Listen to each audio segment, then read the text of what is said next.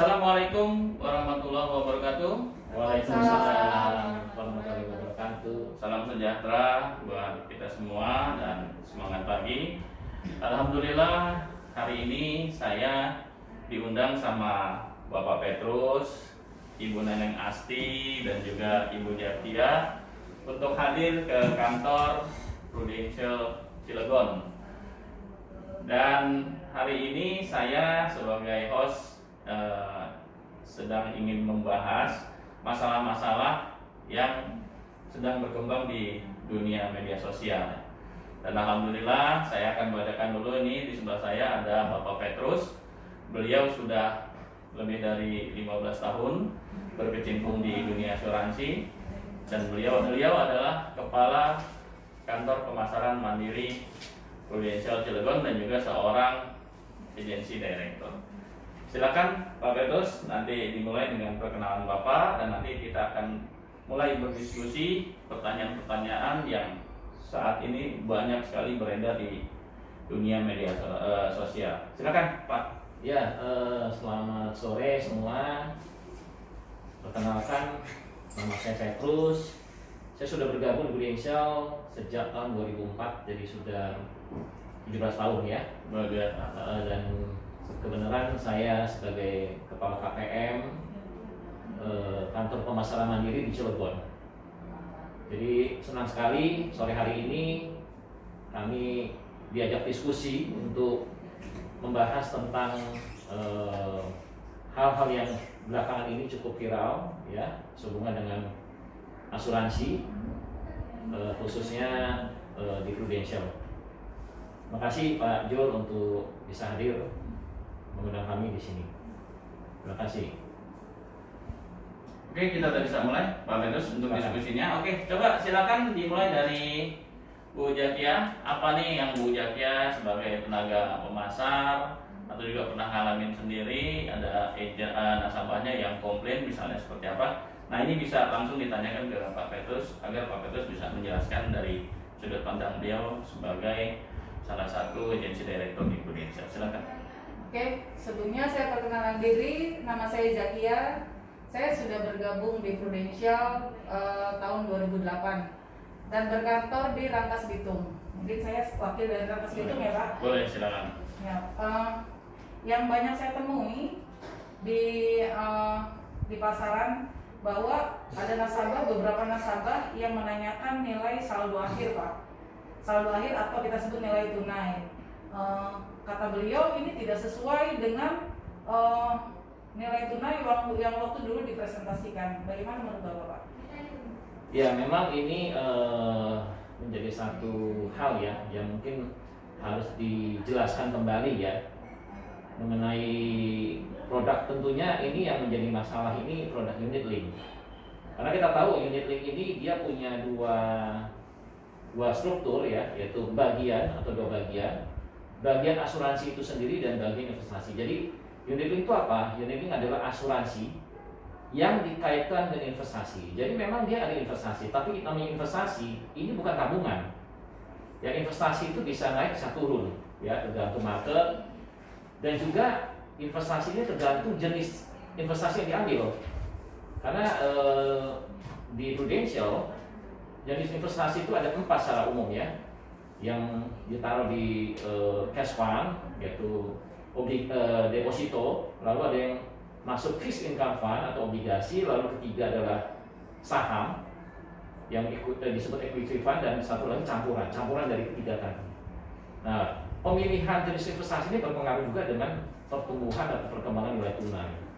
Tapi satu hal bahwa mungkin banyak nasabah juga yang tidak tahu bahwa unit link ini investasinya tidak dijamin ya. Yang kedua adalah ini investasi yang ada adalah sebenarnya untuk cadangan untuk kenaikan daripada biaya asuransi di tahun-tahun ke depan. Jadi sebenarnya bukan untuk diambil ya. Nah, ini pemahaman yang mungkin juga harus dijelaskan kembali, diluruskan oleh kami sebagai tenaga pemasaran kepada masyarakat ya. Mungkin juga bisa juga ya ada kesalahan dari tenaga pemasaran awalnya dulu ya, karena mereka tidak paham, tapi jadi ada salah menjelaskan. Nah, beda dengan produk yang satu lagi yang memang nilai tunainya dijamin, namanya produk tradisional. Jadi maaf Pak, saya potong Pak. Jadi tadi produk unit link itu terjadi nilai tunainya Iya. tidak seperti di bank, karena memang pada saat nasabah menyetor premi katakan 1 juta itu tidak semuanya untuk investasi ya Pak ya. Jadi sebagian untuk asuransi, sebagian lagi untuk investasi. Tergantung alokasinya ya. Oke. Berapa persen antara Berapa persen? alokasi asuransi dan investasi tergantung jenis manfaat yang diambil dan juga tergantung umur si nasabah. Semakin besar atau semakin tua umurnya, tentunya porsi untuk bagian Asuransinya asuransi lebih besar. Oke. Porsi untuk investasi lebih kecil. Nah, ini yang perlu dipahami ya. Yang kedua adalah masa menabungnya sebenarnya tidak ada batasan, bukan dibatasi cuma 10 tahun. Karena prinsip menabung ataupun prinsip untuk kita secara umum menabung lah, mirip-mirip ya, tapi sebenarnya ini bukan tabungan. Semakin lama menabung semakin bagus. Kenapa? Karena akan terbentuk nilai tunai yang lebih besar. Nah, ini jadi kenapa nilai tunai itu bisa berkurang? Pertama karena pembagian porsi asuransi dan investasinya. Mungkin porsi investasinya kecil, bahkan mungkin nggak ada full proteksi orang bilang. Kedua adalah jenis investasi yang diambil, ya, apakah yang high risk, high return, ya. Kalau diambil yang saham tentunya risknya, pergerakannya cukup tinggi, ya, artinya fluktuatifnya cukup besar, tinggi, tapi returnnya memang tinggi gitu, tapi resikonya juga tinggi. Nah, yang ketiga adalah berapa lama dia membayar premi. Kalau semakin lama dia membayar premi, tentunya semakin baik. Kenapa? Jumlah investasi yang dikumpulkan akan juga cukup besar. Dan yang ketiga adalah, yang terakhir adalah apakah ada pengambilan di tengah jalan. Kalau di tengah jalan dia sudah penarikan, tentunya akan mempengaruhi nilai tunai yang tersisa gitu loh. Nah, ini yang mungkin juga harus dipahami.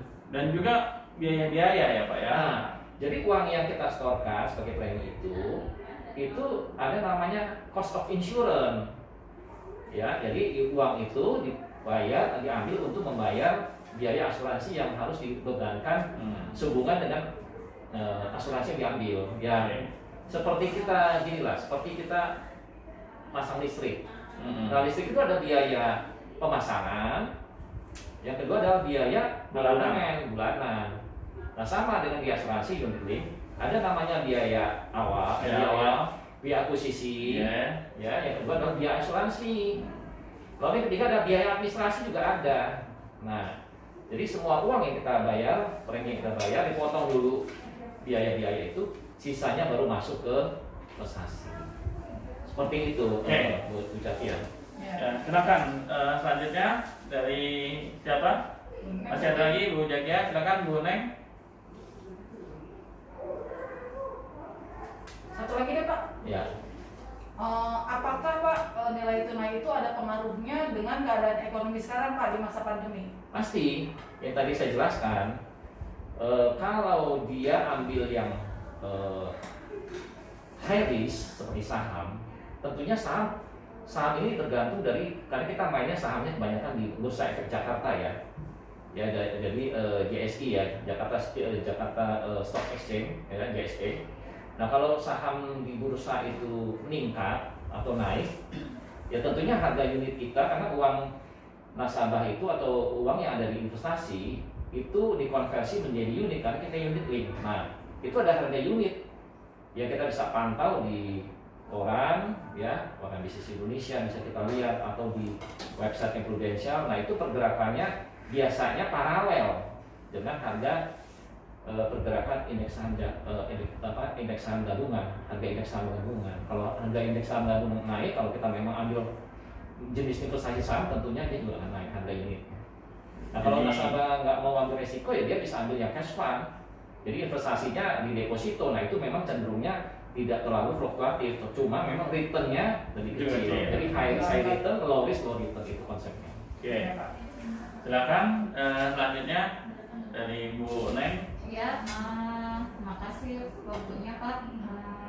Ini mau tanya, kebanyakan nasabah merasa bingung atau kecewa pada saat pencairan dana semisalnya di informasi agent ada saldo 20 juta, ternyata waktu dia mau Tarik.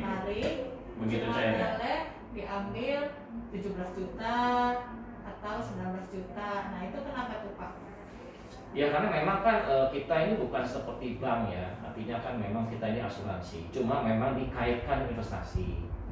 Nah memang tidak bisa kita ambil semua nilai tunai itu, harus disisakan minimal 1 juta kalau untuk yang konvensional ya.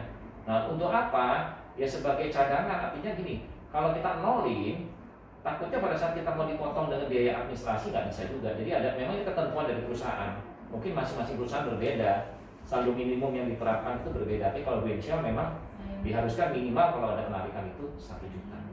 Tapi bukan berarti kalau dananya disisa 1 juta selesai. Jadi dia harus tetap membayar karena dia kayak modelnya ngulang lagi, ya kan? Nah masih bersyukur ya unit link ini cukup menarik. Kalau dulu atau produk-produk tradisional, kalau uang itu sudah ditarik sudah nggak bisa untuk polis. Nah ini kelebihan fleksibilitas dari unit link. Dia ada bisa boleh menarik dan bukan dianggap sebagai hutang. Ya. Tapi kalau tradisional, produk tradisional itu kalau kita ngambil nilai tunai, itu ada yang tidak bisa langsung tutup. Ada juga boleh ambil tapi dianggap sebagai hutang dan kena bunga. Sebagai pinjaman, Dianggap sebagai pinjaman kena bunga. Nah itu yang membedakan. Jadi sebenarnya ini masalah pemahaman aja ya, pemahaman daripada nasabah. Bisa juga ya kami tidak juga memungkiri, bisa juga dari pihak kami, dari tenaga pemasaran yang misalnya ya, ataupun bisa salah menjelaskan ya di awal itu. Nah untuk itu juga kita saat ini makanya Prudential pun sudah memperbaikinya dengan produk baru. Kalau yang lama itu namanya PAA, Prulink Assurance Account. Sekarang itu namanya Prulink Syariah atau Prulink generasi baru untuk yang konvensional atau Prulink Syariah generasi baru. Nah itu lebih jelas sekarang karena tidak ada lagi bicara lagi tentang 10 tahun ya. Ya kalau yang baru ini diarahkan untuk bayar terus ya. Sejelek-jelek minimnya 20 tahun minimnya ya. Karena di kita sebagai tenaga pemasaran di sistem itu tidak bisa lagi ketik pembayaran 10 tahun, minimal 20 tahun. Ini untuk menjaga hal-hal yang tidak diinginkan seperti sekarang ini di kemudian hari. Gitu loh Bu Neneng. Sekarang bagaimana pertanyaan dari Bu Neneng? Silakan Bu Neneng. Ya terima kasih. Saya di sini bertanya mewakili nasabah ya, berdasarkan pengalaman-pengalaman di lapangan yang kami temui. Beberapa nasabah komplain pada saat nasabah itu tutup polis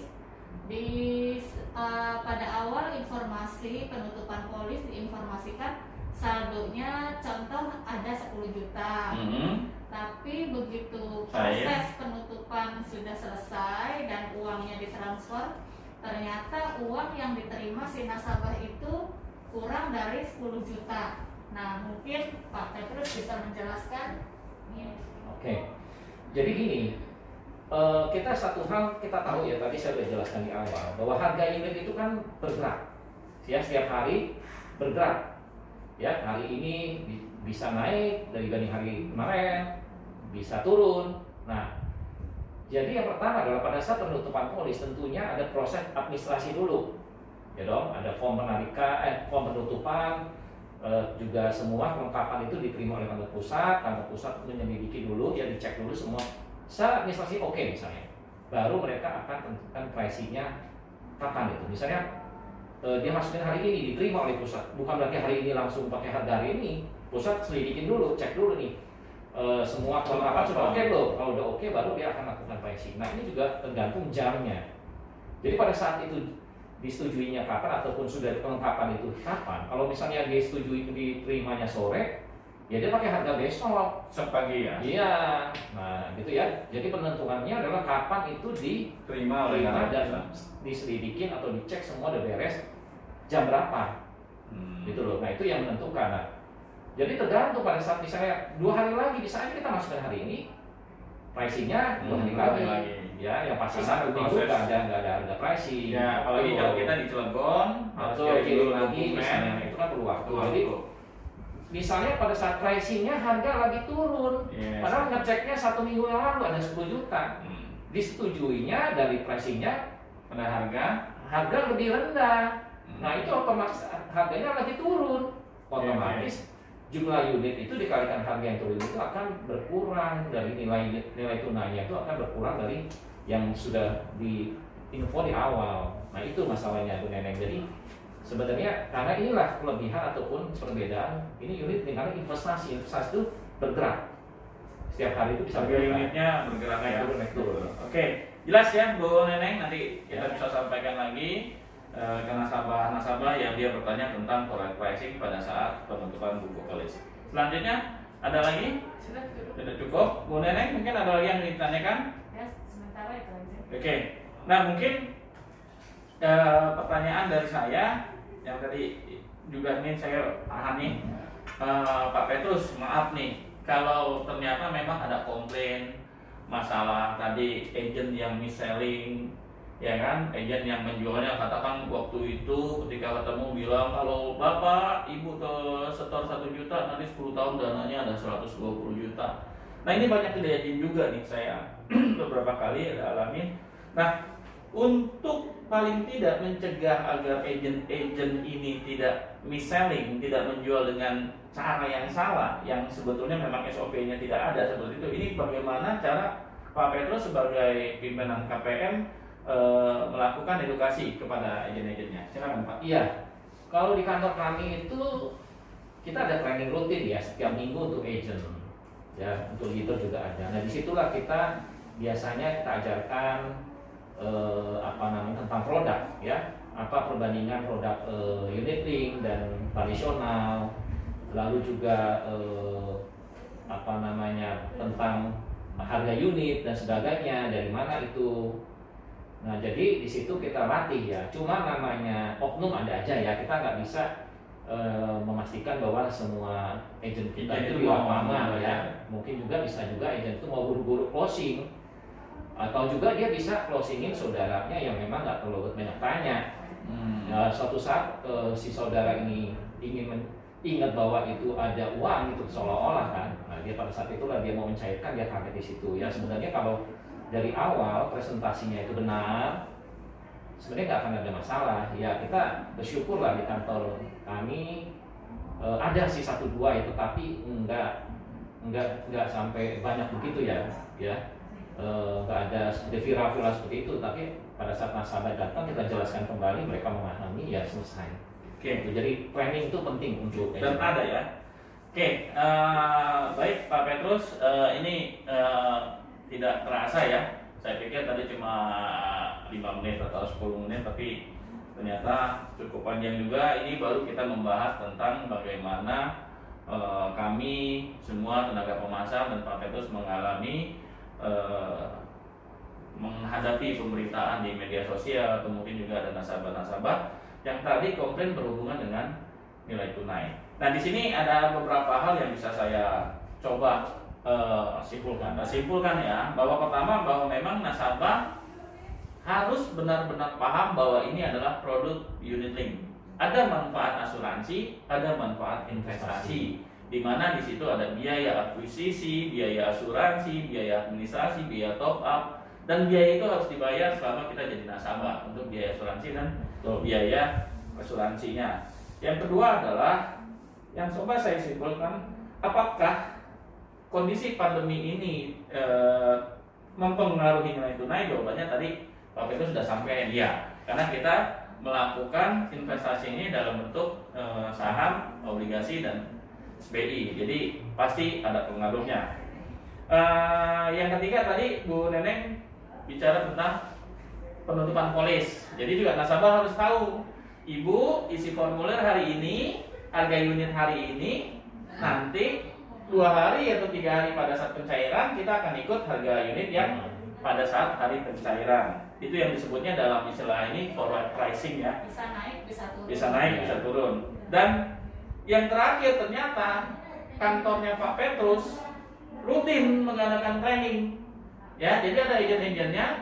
Kalau sampai masih mis-selling, ini pertanyaannya agennya ini datang tidak nih untuk belajar. Tuh, kalau belajar pastinya insya Allah tidak akan ada hal-hal ini nggak akan ada terjadi.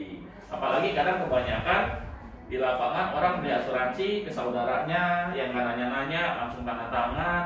Akhirnya ternyata saudaranya juga nggak lama di asuransi, diganti agennya, akhirnya agen yang menggantikannya yang kena marah. Padahal waktu itu pembelinya juga tidak banyak pertanyaan.